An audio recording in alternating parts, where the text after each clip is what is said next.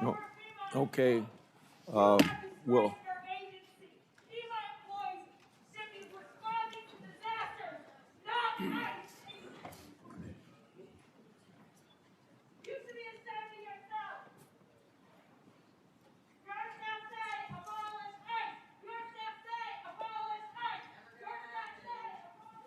you may proceed.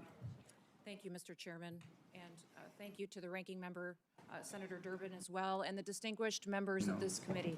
I appreciate the opportunity to be with all of you today and talk about the important matters and work that the Department of Homeland Security does every single day.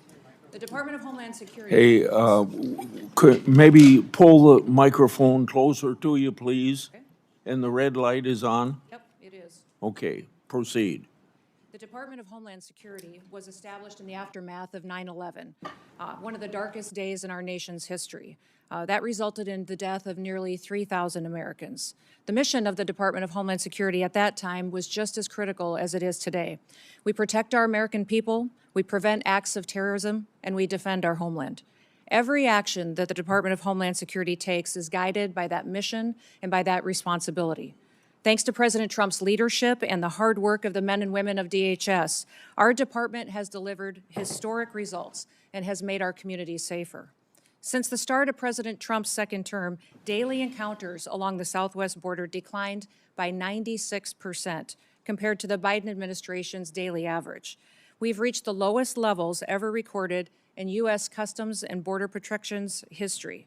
In President Trump's first year, total Border Patrol apprehensions along the southwest border were less than the average of a single month under the Biden administration. For 10 straight months, the Border Patrol has released 0 illegal aliens into the interior of the United States. And in President Trump's historic first year back in office, nearly 3 million illegal aliens have left the United States as a result of the administration's enforcement efforts from following the law.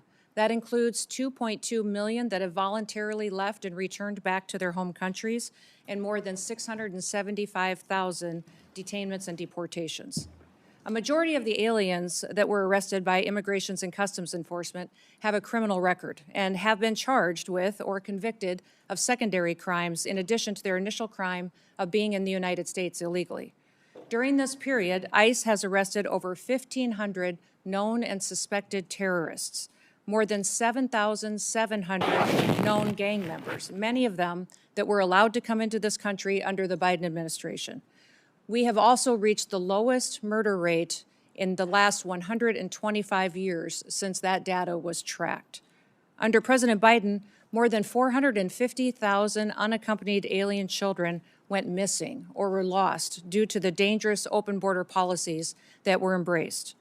Under President Trump, the Department of Homeland Security and the Department of Health and Human Services have already located over 145,000 of these children and returned them back to their families and back to people who care about them. And we will not stop until every single one of those children is found. Fentanyl trafficking at the southern border is down. It's been cut by over 56% because of that secure border and the enforcement actions that have been taken there. And that's compared to the same period of time in 2024. The Coast Guard has seized enough cocaine the past year to prevent quantities capable of killing more than 193 million Americans, and it's kept them off of our streets. In fact, total interdiction efforts under the Trump administration have prevented 1.7 billion lethal doses of drugs from killing our next generation of Americans. These results reflect the fact that we are enforcing the laws that Congress has passed. I want to address the dangerous environment that our ICE officers face on the streets today. They are facing a serious and escalating threat as a result of deliberate mischaracterizations of their heroic work and rhetoric that demonizes our law enforcement.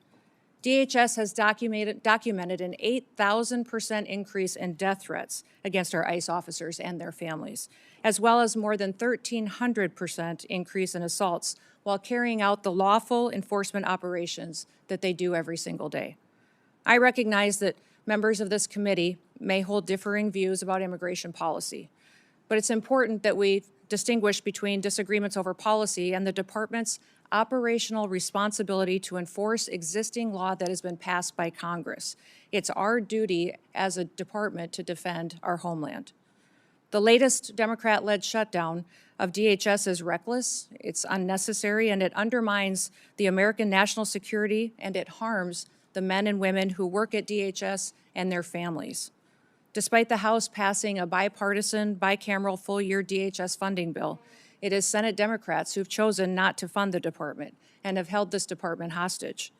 As a result, critical national security missions, including border security, immigration enforcement, aviation security, disaster response, cybersecurity, and the protection of critical infrastructure are all being strained. Our ability to provide for a safe and successful World Cup is being hindered as well. More than 100,000 dedicated DHS employees are once again being asked to work without pay for the third time in just 5 months. At a time when we've produced the most secure border in history and removed nearly 3 million illegal aliens from our country, disrupting the department responsible for those gains is indefensible. I want to thank the men and women of the Department of Homeland Security for their professionalism, for their dedication, for their commitment to keeping America safe and continuing to show up and work even though they aren't being compensated for it. They've kept us safe and they have patience, and our success is only possible because of their service and sacrifices. I also want to thank our angel families that are behind us to tell their stories and testimonies, and also thank my husband for being here in support as well. Thank you for the opportunity to testify, Mr. Chairman, and to all the distinguished members. I look forward to your questions today. With that, I yield back.